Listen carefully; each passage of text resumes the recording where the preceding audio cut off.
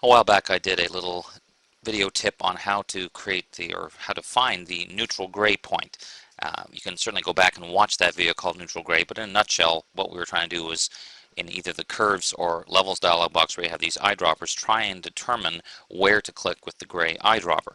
Well, in the video I made a suggestion that several people wrote in emails and suggested a slight tweak to it, which I'd like to share with you. It's a great idea.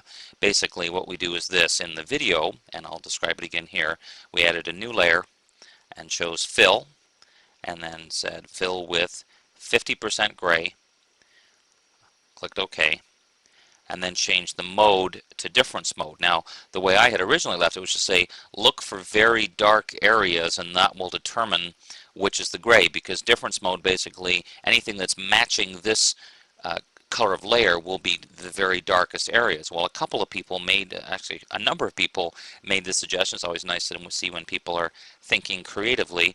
What they suggested was adding a threshold layer now to help find the darkest point. Basically what we did is this, move it way over to the left so that the entire thing turns white, and as I start to pull it back in, the darkest areas that appear first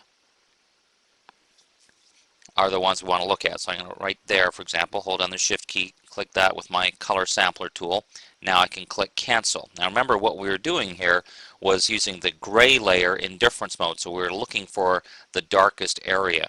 So now if I throw that away and turn on my color sampler tool so I can see where it is, that's telling me that right there was a place that would be really good to use that neutral gray eyedropper. So I can use levels or curves, whichever I want, take the neutral gray eyedropper, put the caps lock key on if you want it to match up really nicely, click, and there we go, the color cast is removed. So basically builds on the idea we'd shown before, but just, and again, a thank you to people that did send in that suggestion. There were quite a number of them that all had the same idea of using the threshold to, instead of narrowing it down, really focus in on what would make a great neutral point. So again, thanks for the people that sent in that suggestion, and that takes that technique and makes it just that much better.